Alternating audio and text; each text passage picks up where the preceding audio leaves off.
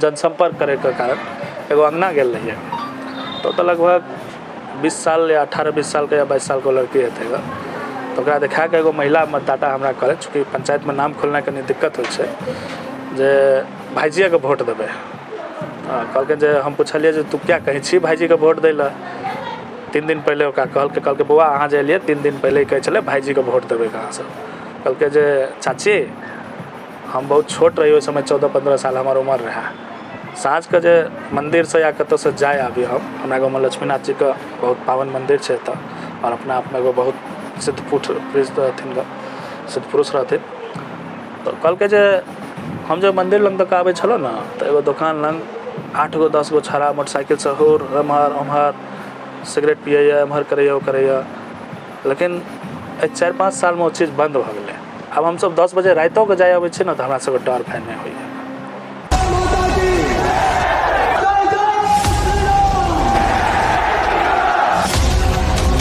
जय मिथिला स्वागत कर रहल छी जागो मैथिल में। चुनाव के यात्रा चल रहल छै। चुनाव के यात्रा एखन विभिन्न जगह अहाँ सब देखने हेबै लेकिन किछ दिन पहिने अहाँ सबके रमौली पंचायत में जो चुनाव भ रहल छै तै के बारे में अहाँ सबके सबटा चीज देखेने रही। एखन हमरा सबके बीच एडवोकेट रोशन मिश्रा जी छथि जे एहि बेर प्रधान के चुनाव लड़ रहलखिन या हालांकि पिछलो बेर लड़ल छलखिन या लेकिन एहि बेर एहि उपचुनाव में विशेष रूप से सक्रिय देखा रहल छथि। जमीनी स्तर पर में विभिन्न मतदाता सब संगे लगातार बातचीत कर रहल छथि। की केना तैयारी चल रहल छै एखन ओहि सबटा चीज के बारे में बातचीत करै छी।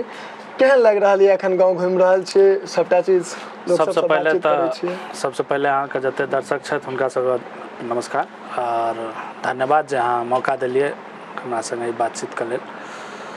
बहुत बढ़िया एखन तक जते यात्रा अछि ओहिमे लोक के बहुत बढ़िया जोश छै और लोक के अपार समर्थन भेट रहल अछि और एहि बेर भगवती के आशीर्वाद से जनता हमरा सेवा के मौका जरूर देते 15 महीना के लेल। जनता लग जे हमर विजन अछि विजन के पहुँच भ रहल छै और जतऽ नहियो आशा रहे ओतऽ से आबि रहल छै। एकटा सवाल हमरा मन में आबैया जे 5 साल में मुखिया जी सब गाँव में छै से बहुत रंग के विकास करे छथिन बहुत रंग के छूट जाय छै जे पर में लोक हुनका जे छै से घेराव सेहो करे छन।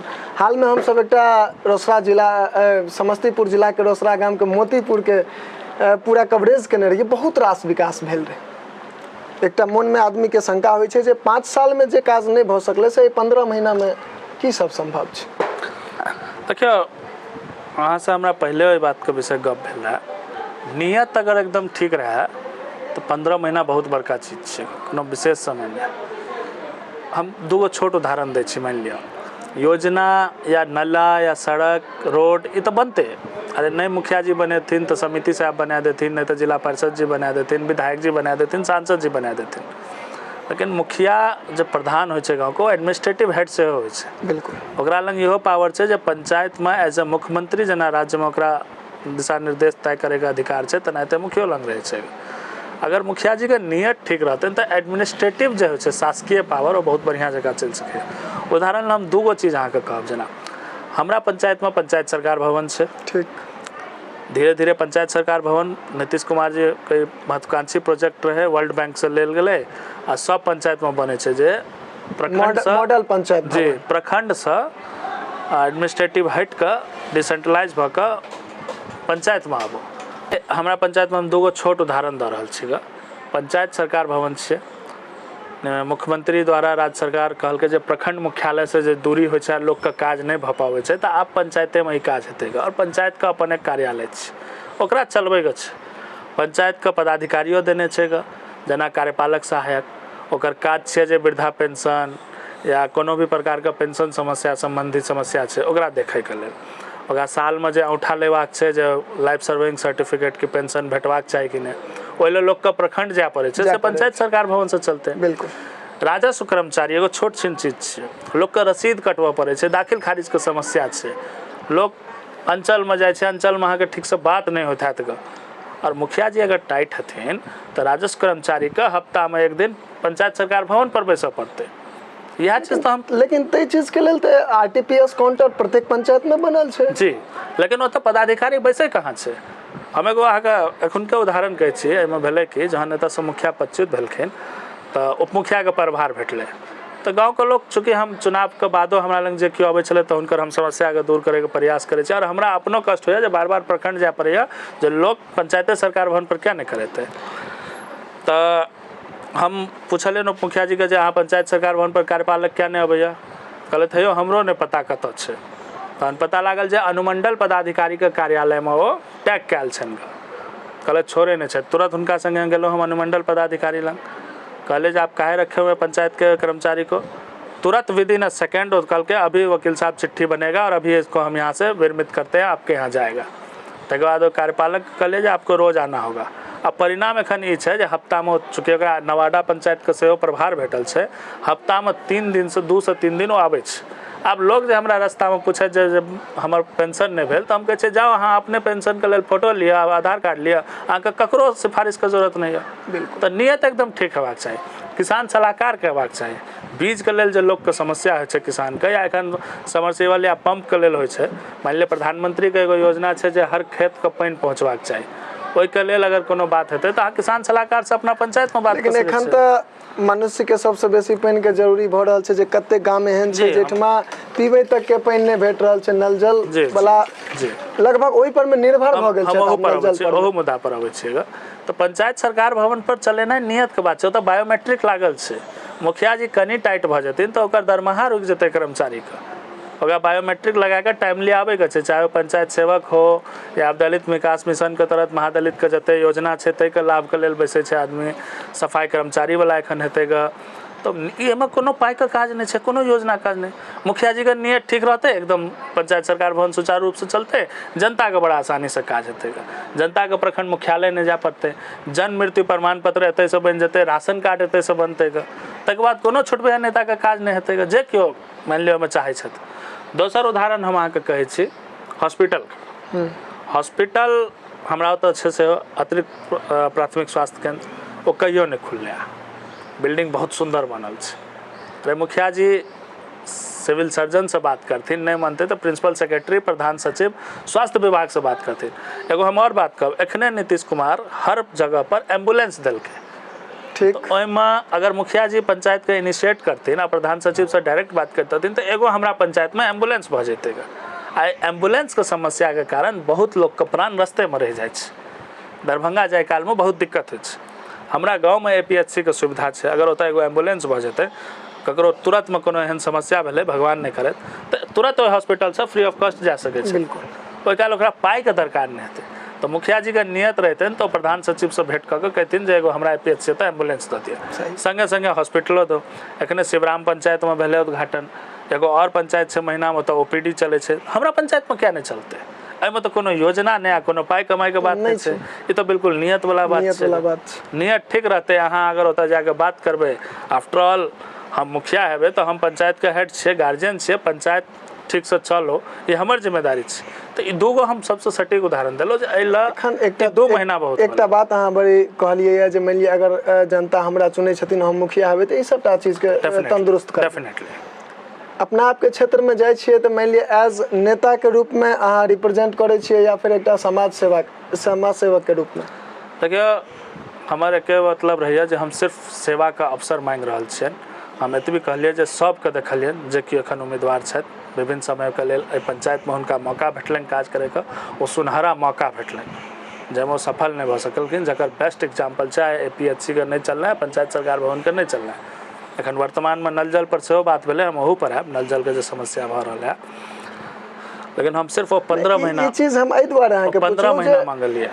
जहन एकटा एहिना पॉडकास्ट करैत रही एकटा व्यक्ति संगे, तो ओ कहलथि जे सेवा में जे छै से कुर्सी के जरूर आवश्यकता नहीं छै। हम ई चीज एहि दुआरे पूछै छी, हम उदाहरण दै छियै। अहुल हम एगो छोट एग्जाम्पल देब।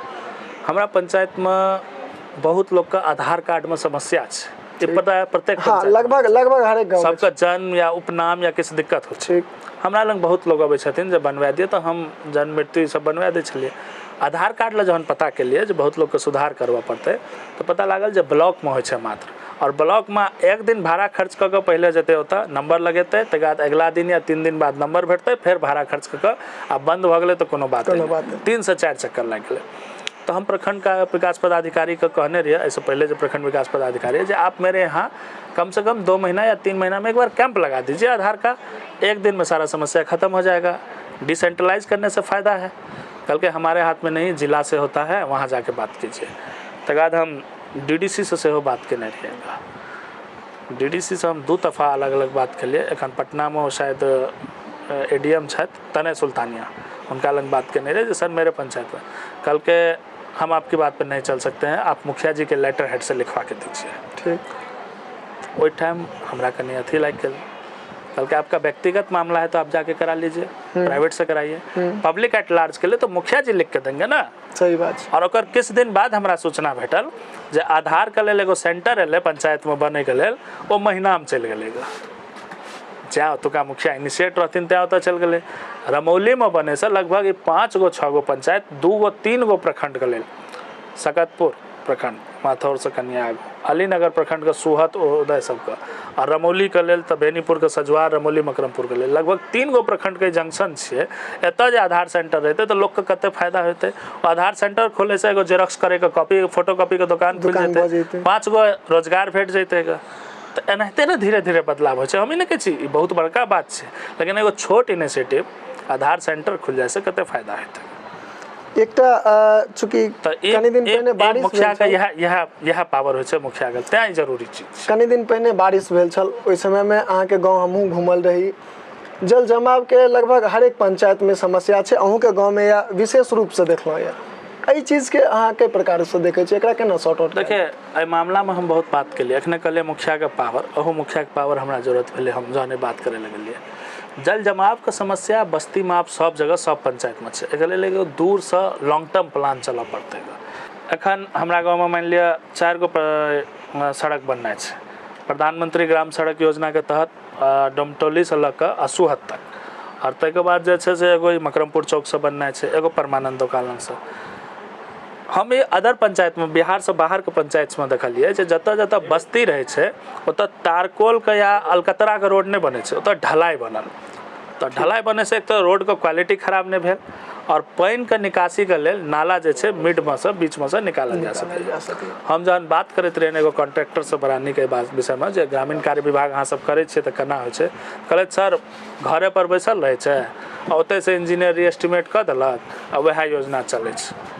तो मुखिया जी ये बात ला उठेथिन ना कि जहाँ बस्ती है, जहाँ घर है, वहाँ आप तारकोल का रोड नहीं दीजिए, वहाँ आप ढलाई दीजिए, PCC सड़क दीजिए, और बीच में से नाला निकालिए, तखने जल जमाव के समस्या। एकटा समस्या और भऽ रहल छै ना, जे जखन हम सब बहुत गाँव में मुखिया जी सब संग बातचीत केलहुँ या, तो वो सब कहलथि है जे नाला के पानि हम सब उतारबे कतऽ, एहि चीज के लऽ कऽ सब गोटा के दिक्कत छै जे कोनो तालाब सब में नहीं उतार सकै छै। नहीं, बिल्कुल उतार सकते हैं, एहन कोनो बात नहीं छै। ओना तऽ आब सरकार जे छै से नाला के अंत में एगो सोख्ता बनबे के लेल सेहो बजट दऽ देलकै, और मिथिलांचल के धरती पर पोखरि जगह जगह छै जे पोखरि सब आब सुखा रहल छै।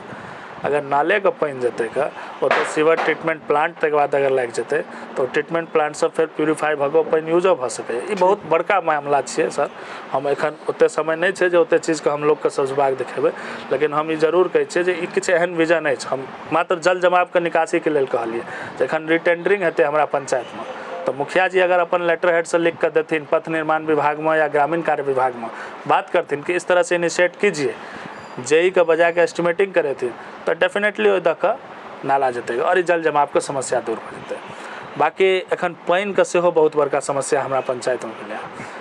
मुख्यमंत्री के बहुत महत्वाकांक्षी प्रोग्राम रहे नल जल योजना, जाहिमे हमरा पंचायत से एगो पच्चीतो भेलथि गड़बड़ करे के लेल, जै पर कोर्टो मोहर केलकै जे नहीं वो गलत किया था। आब वो PhD में चलि गेल छै। आब एखन पानि के लेल जे मारामारी होइ छै, मैथिली में कहावत छै जे भोज काल कुम्हर रोपै, एखन तऽ आब नहि परिणाम हेतै। हम जनता के बीच एखन हमरा बहुत ही शिकायत भेटल। हम लोग के एतबी कहलिए जे हम एहि गर्मी तऽ आब नहीं किछु कऽ सकब, चूँकि आब बारिश के महीना एलै तऽ आब लेयर बढ़तै, कल सब जे सुखेलै आब फेर पानि देनाइ शुरू करतै। लेकिन अगिला बैसाख से पहले हम एते जरूर कह देब कि अहाँके अगिला बैसाख में दिक्कत, चूँकि आब नल जल के योजना मुखिया से हटा के PhD के दऽ देल गेलै। तऽ हम एखन जे PhD के इंजीनियर के तकबै तऽ एखन हमरा भेट देतै। एखन तऽ 16 गो प्रखंड से तबाह रहतै। हम दिसंबर जनवरी में या सितंबर अक्टूबर में क्या नहीं पाइपलाइन के दुरुस्त करा देबै, भोर साँझ लोग के पाइपलाइन पर जेतै पानि, ओकरा दिसंबर मार्च अप्रैल में कहियो दिक्कत नहीं हेतै ई नियत के बात छै। फिर हम कह एहिमे नहि कोनो पाइ हमर लगैके छै नहि किछो, मुखिया छियै लेटर हेड पर जाके बात करबै ग गाँव के पंचायत के प्रतिनिधि के हैसियत से अनेरे एंटरटेन हेतै सब काज हेतै। तो सिंपल सी बात छै सर। एकटा बुजुर्ग अहाँके गाम के एकटा बुजुर्ग लग में बैसल रही, ऑफ कैमरा हिना बातचीत होइत रहे गाँव के बारे में, तो कहलथि जे पहिनुका समय में जे गाम के विकास होइ छलै या गाम के कोनो भी विचार विमर्श होइ छलै या तऽ एकटा आम सभा होइ छलै या आम सभा के माध्यम से होइ छलै, ओहिमे सब गोटा मौजूद रहै छलखिन, सब अपन अपन विचार दै छलखिन, तखन होइत रहे। पंचायती राज में आम सभा के बहुत पैघ महत्व छै कि आम सभा सब होइ छै अहाँके पंचायत में? हमरा तऽ नॉलेज में एखन तक नहीं भेलै। एगो मुखिया के पदच्युत के बाद जहन उप मुखिया के भेलै ग तो ओहिमे पहिला आम सभा कनि ठीक भेलै, लेकिन वेल डेकोरम में एखन नहीं भेलै। पंचायत में स्थायी समितियों का प्रावधान सेहो छै, सिर्फ प्रतिनिधि के जगह नहीं छै, विरोधियों के जगह छै पंचायत में। स्थायी समिति के सदस्य भऽ सकै छै और अपन आवाज मुखर तरीका से राखि सकै छै। और आम सभा ओकर जते बड़का पावर छै, लोकसभा विधानसभा आम सभा, लोकसभा में जाके लेल अहाँके चुनाव जीतऽ पड़त मेंबर बनेला, विधानसभा में मेंबर बनेला चुनाव जीतऽ पड़त, आम सभा में प्रत्येक ग्रामीण मेंबर भऽ सकै छै, ओ कहियो समाप्त नहीं होइ छै। अध्यक्षता मुखिया जी करथिन, लेकिन हरेक मेंबर अपन बात अगर वो नहीं सुनैया तो अहाँ लिखित में दऽ दियौ। लेकिन जहन मुखिया जी ठीक रहथिन तखन ना, नहीं रहथिन तो आब लड़ाई लड़ियो आगू तक। और आम सभा में जे मैटर उठै छै, ओहि मैटर पर सब बाकायदा सुनवाई होइ छै, ओहि पर अहाँके चर्चा होइ छै, चर्चा के प्रस्ताव पारित हेतै। और कोनो भी योजना हम अपना लोक सेहो कहलिए जे अहाँके हमरा रीजन में आम सभा में हरदम इनका वेलकम रहत, अहाँ अबियो विचार रखियो। अगर हम नहीं छियै अहाँ रिटर्न में आवेदन लिख के दियो और ओकरा हम एजेंडा में लेबै, ओकरा पर चर्चा हेतै, चर्चा के बाद लोकहित में जे निर्णय हेतै 15 आदमी 20 आदमी 50 आदमी से समाज के 10 आदमी से जे निर्णय हेतै ओकरा पालन हेतै। वो तो योजना संबंधित के लेल बात भऽ गेलै, वो डेफिनेटली हमरा रीजन में हेतै। एखन तक पंचायत में आम सभा नहीं होइ छै कखनो भी। हाँ, रजिस्टर पर सिर्फ योजना चढ़ा लेलहुँ, योजना प्रतिनिधि भऽ गेलहुँ, बात खत्म छै। अरे योजना प्रतिनिधि पाइ कमाइ ले तऽ अहाँ कतौ कमा सकै छी। एखन चुनाव में जे छै से अहाँ विभिन्न जगह घूमै छी, अपना पंचायत में हर आदमी से भेंट करै छी, हुनकर की केना समस्या छै लगभग सब गोटा अहाँके कहैत हेतैथ। एहि के अनुसार किछु अपन मैनिफेस्टो सब किछु तैयार केने जी बिल्कुल। हम दलीय लोक के बीच हम गेल रहिए।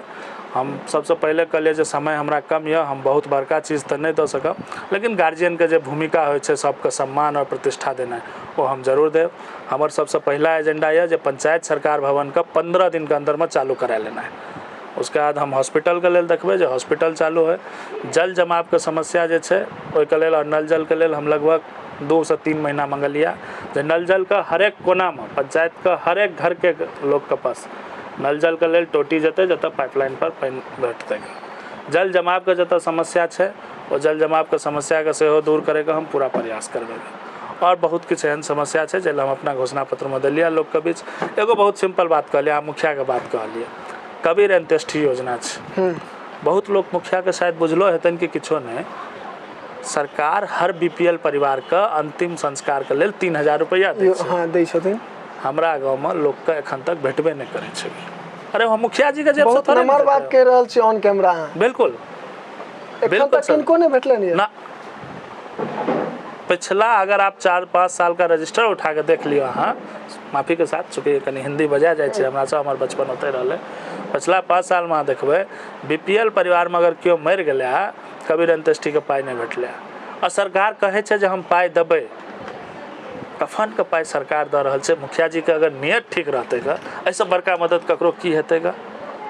मुखिया जी के जेबी से तऽ नहीं जेतै। हाँ, प्रक्रिया कनी आब ट्रांसपेरेंसी भऽ गेलै। पहले मुखिया जी कैश दै छलखिन, आब भेलै जे अहाँ ऑनलाइन अप्लाई करियौ अहाँके पाइ भेटत। तो मुखिया जी ठामे 3000 दऽ देथिन, ऑनलाइन अप्लाई करा के तकर बाद जब पाइ एतै ओ आदमी से पाइ लऽ लेथिन। की दिक्कत छै ओहिमे? 3000 रुपया तऽ कोनो बड़का चीज नहीं छै। लेकिन ओहि आदमी के घर में अगर कोनो घटना भेलै तऽ कफन के पाइ भेट रहल छै, ऐसे बड़का चीज की चाही? बहुत एहन योजना छै राज्य सरकार केंद्र सरकार के जकरा शायद हमरा बुझाइए जे लोग बुझबो नहीं करैत हेतै ग।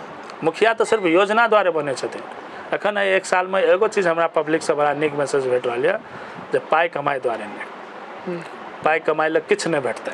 अगर केओ योजना प्रतिनिधि बनऽ चाहै छथिन तऽ नहीं भेटतै।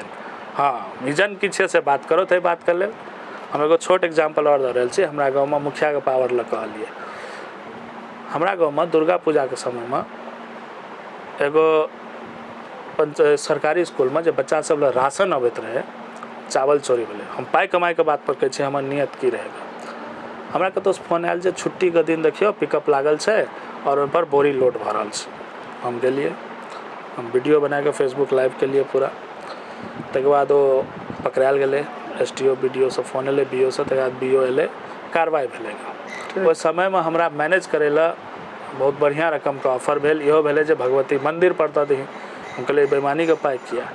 ओहि समय जहन नियत साफ रखलिए तऽ आइ ओकर परिणाम भेलै जे आब हमरा गाँव में चावल चोरी वगैरह कतौ किछु नहीं होइ छै। एहिसँ बड़का बदमाशी होइ छै गा। मुखिया जी की करै छलखिन, बकायदा पर केस भेलै गा। जाँच के विषय छै, बहुत चीज भेलै। आब चूँकि ओतऽ पुलिस जाँच छै तऽ ओहि पर हम अहाँ डिस्कस नहीं कऽ सकै छियै, लेकिन नियत साफ रहै ताहि दुआरे ने काज भेलै गा। और आइ ओहिसँ हमर बच्चा नहीं पढ़ै छै, ओहिमे पंचायत के हर गरीब बच्चा पढ़ै छै, ओकर अधिकार रहै। एकटा गाँव में मान लिअ जेना शिक्षा के बात करी तो गाँव में सबगोटा किसान छथि और किसान के बच्चा जे छै से पढ़ाई के काज, घर के काज के संग संग जे छै से पढ़ाई लिखाई सेहो करै छै। किछु आदमी कहला जे ओहि प्रकार के माहौल होइ छै, ओहि प्रकार के एकटा माहौल होइ छै। अगर नीक जकाँ पार्क सब बनल रहल तऽ बच्चा सब ओहिठमा जाकर पढ़लक। और एहि प्रकार के एकटा जे छै से मॉडल हम सब देखलहुँ हैं। तऽ एहि सब चीज पर में की कहना विचार? डेफिनेटली देखियो, अखन नीतीश कुमार के बहुत सारा योजना बहुत बढ़िया छै। मुख्यमंत्री साहब के राज्य सरकार के जे योजना एलै ओहिमे एगो सामुदायिक भवन बने के प्लान एलै, लाइब्रेरी एलै। मुखिया जी बनवा सकै छथिन। ओहि ला मुखिया जी के अपना जेब से पाइ नहीं जेतनि कि पंचायत से पाइ जेतनि। सिर्फ अहाँके जिला कार्यक्रम पदाधिकारी लग और दलित विभाग, महादलित मिशन के विभाग के तहत सामुदायिक केंद्र और पुस्तकालय बन सकैए। ओ सामुदायिक केंद्र में स्वास्थ्य के लेल जिम, अहाँ जे पंचायत में गेल हेबै ओतऽ जिम सेहो हेतै, जिम सेहो खोले के प्रावधान देलखिन हैं। बिल्कुल 30 लाख रुपया सरकार अलॉट करे छै प्रमुख जिला परिषद से, पंचायत समिति से और मुखिया से, जे अहाँ अलग अलग 15 लाख से 30 लाख रुपया दू श्रेणी में अहाँ जिम चला सकै छी। खेल के मैदान लेखन मनरेगा के तहत 10 लाख रुपया देलखिन हैं। एक गाँव में 10 लाख रुपया। मान लिया हमरा पंचायत में 3 गो गाँव छै तऽ लगभग 30 लाख रुपया इन्वेस्ट हेतै। 30 लाख रुपया बहुत भेलै। अगर हम पंचायत में शिक्षा के संगे संगे एक्स्ट्रा करिकुलम एक्टिविटी जे अहाँ कहै छियै, अगर ओकर बढ़ावा देबै तऽ ताहि पहले हम ओतुका माहौल तऽ बनेबै। हम अगर खेल के मैदान बना के दै छियै, हमरा गाँव में एगो स्टेडियम ग्राउंड छै, ओकरा प्रॉपर स्टेडियम बना के देबै तऽ बच्चा खेल के लेल तऽ जेतै। अरे शिक्षा कोनो प्रकार के शिक्षा हेबाक चाही, सिर्फ डिग्री नहीं। बिल्कुल खेल के मैदान में जेतै, स्वास्थ्य के लेल जेतै। जखन वो जिम के तरफ एक्टिव हेतै, शरीर बनेतै तऽ नशा से अपने भागतै गा। तो ओहिसँ बच्चा के और ब्रेन खुलतै, वो माहौल बनतै। जरूरी नहीं छै पढ़े लिख के कोनो बात हेतै। केओ काल्हि जिम कऽ के सेहो शरीर बना के कतौ वर्ल्ड चैंपियनशिप में जा सकै छथि, गाँव के नाम रोशन कऽ सकै छथि। या भऽ सकै छै हमरा गाँव में केओ खेलकूद के मैदान से बढ़िया कऽ के जेतै, कबड्डी से जेतै, बास्केटबॉल से जेतै। तऽ ई सब माहौल बनबै के बात छै। ई व्यवस्था छै, पुस्तकालय के व्यवस्था छै। एखन हमरा ओतऽ पुस्तकालय कोरम पूरा करै लए पंचायत सरकार भवन के 2 मंजिला भवन पर बना देल गेलै। वो भरि दिन ताला लागल रहै छै। ओ पुस्तकालय के की फायदा? पुस्तकालय तऽ एगो एहन सामुदायिक केंद्र में रहबाक चाही जतऽ सब आदमी जा सके, बिल्कुल, तऽ पढ़ि सकेगा। सही बात। और पुस्तकालय जहन दोसर जगह हेतै तऽ एज ए लाइब्रेरियन एगो पोस्ट क्रिएट हेतै, तऽ गाँव में एगो रोजगारो हेतै और शिक्षा के माहौलो हेतै। एखन कैमरा लगबे के विगत दिन में पंचायत में चोरी के बहुत सारा समस्या भेलै, बहुत पंचायत और राज्य सरकार 15वीं वित्त आयोग में मुखिया जी के कहलखिन जे अहाँ कैमरा लगा सकै छियै। अब कैमरा लगा सकै छियै, लेकिन अहाँ योजना खाली रोड नाला में कऽ लेबै। अहाँ गाँव के चारू एंट्रेंस पॉइंट पर ना कैमरा लगा दियौ ना, बिल्कुल गाँव सुरक्षित रहत। गाँव सुरक्षित रहत। अरे रोड नाला तो क्यों बना देते गा? मुखिया जी नहीं बनेथिन, जिला पार्षद बनेते, हम फेर कहै छी समिति बनेते, विधायक सांसद सब बना देते। लेकिन कैमरा लगबे के या पुस्तकालय चलबे के लेल, या जे अलग अलग बात हम कहलहुँ अपन विजन में, पंचायत सरकार भवन चलबै ला ओकरा बाकी लोग नहीं थी, मुखिया जी चलेथिन तऽ नियत ठीक है। और हम जनता के बीच बस वह 15 महीना में यह चीज मांग रहल छै जे हम अहाँ के एडमिनिस्ट्रेटिव देखाब जे केना चलि रहल छै, एगो मुखिया की सब कऽ सकैया। तकर बाद जनता के जे जनादेश हेतै। नायक सिनेमा में जेना अनिल कपूर ओ एक दिन के लेल जे छै से बनि के पूरा देखेने छलखिन विजन, जे अगिला बेर जे छै से भेल रहै तऽ की ई जे छै से एकटा टेस्ट छियै? बिल्कुल, जे एहि के बाद ओ फाइनल रहतै। बिल्कुल, ई 15 महीना टेस्ट रहतै और 5 साल हम फाइनल। जनता सब वएह मांगे छै जे हमरा ई 15 महीना अहाँ दिअ। किछु लोग कहै छै जे 9 महीना छै, 10 महीना छै। अरे वो योजना वाला के लेल छियै 9-10 महीना 6 महीना, चूँकि आचार संहिता देख रहल छै। लेकिन हम 15 महीना देख रहल छियै काज करे का। सही बात। अंतिम दिन रिजल्ट जहन चुनाव का रिजल्ट हेतै, चुनाव के जहन रिजल्ट हेतै गा अगला चुनाव के बाद, अंतिम दिन तक हमर कलम रहतै जनता के हित के काज के लेल। विकलांगता सर्टिफिकेट के लेल हमरा गाँव में एगो महिला कहलक जे बेनीपुर केना जेबै बौआ, आइ अगर पंचायत सरकार भवन पर व्यवस्था भऽ जेतै गा या APHC से भऽ जेतै आ तकर बाद ओकरा विकलांगता पेंशन भेटतै तऽ कते बड़का बात रहतै। सही बात छै। ई तकलीफ होइ छै जखन आदमी के अपना गाँव से जे खास कर मजदूर व्यक्ति के लोग छथि, ओ एक दिन जे छै से पहिने बेनीपुर जेथिन काज करबे के लेल, तो ओ दिन के पूरा दिहाड़ी उनका मारल जेब से जेतै, सेहो लगतै, जेब से सेहो लगतै। जे आदमी ओहि एक दिन का दिहाड़ी पर में आश्रित रहै छथि अपन घर परिवार के संगे, तो उनका तो बहुत दिक्कत होता है। देखै छियै नया लड़का सब कमाई के लेल बाहर जाइ छै, ठीक, किछु दिन ठेकेदारी केलक बाद खत्म करवा। एगो एहन बिजनेस करे के तरीका दियो ना। मुद्रा लोन, चूँकि हम 16 में सेहो एतऽ आयल उस समय हम बात करिए, केंद्र सरकार के एगो स्कीम छै मुद्रा लोन। अगर अहाँ कोनो बिजनेस करऽ चाहै छियै तऽ गवर्नमेंट लग सिर्फ कोटेशन दियौ, अहाँके किछु राशि भेटत, वापसी करऽ पड़ै छै राशि, लेकिन एगो पाइ तऽ भेटै छै। मुखिया जी ओकरा वेरिफिकेशन कऽ के देथिन कि जी ये कोटेशन है, सिर्फ हमरा एगो लेटर हेड पर वेरीफाई कऽ के देनाइ छै। और नजदीकी बैंक के पाइ देनाइ छै एगो लिमिटेड समय लए 50,000 से 5 लाख तक के राशि ओकर कैपेबिलिटी देख के देल जाइ छै।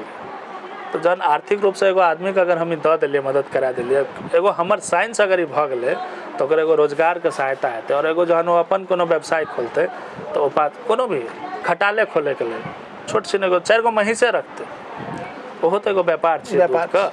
बिल्कुल। तकर बाद ओहि महींस के पाछू 5 आदमी रखतै गा, ओहो तो रोजगार भेलै।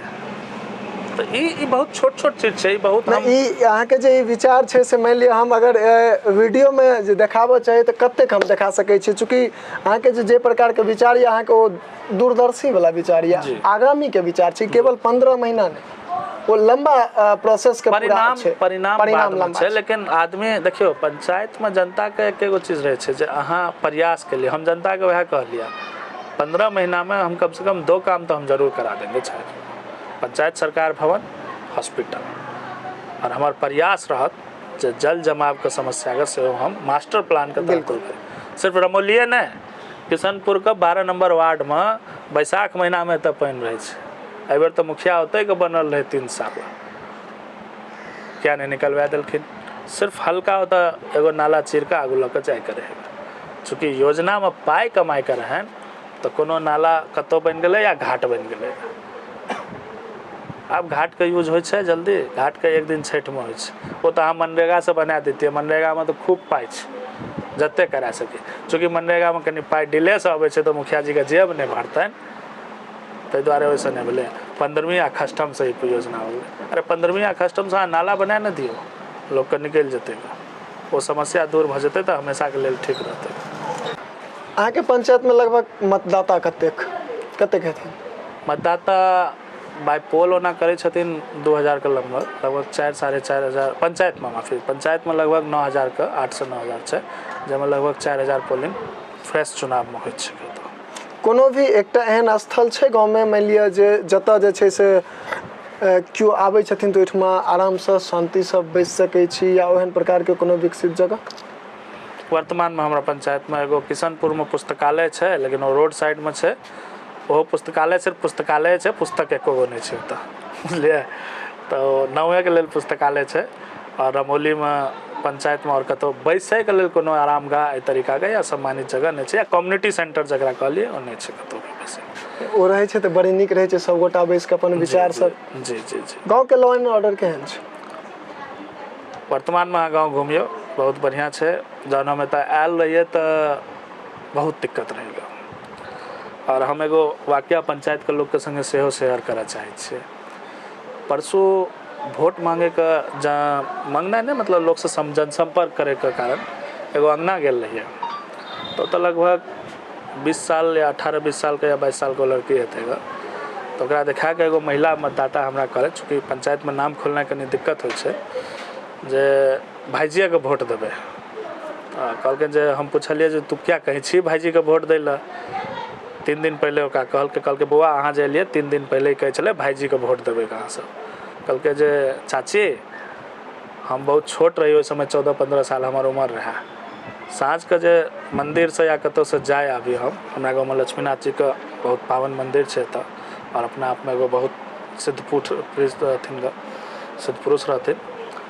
तो कहलकै जे हम जब मंदिर लग तक आबै छलौ ने तो एगो दुकान लग 8 गो 10 गो छौड़ा मोटरसाइकिल से हुर एम्हर ओम्हर सिगरेट पियैया एम्हर करैया ओ करैया, लेकिन 4-5 साल में वो चीज़ बंद भऽ गेलै।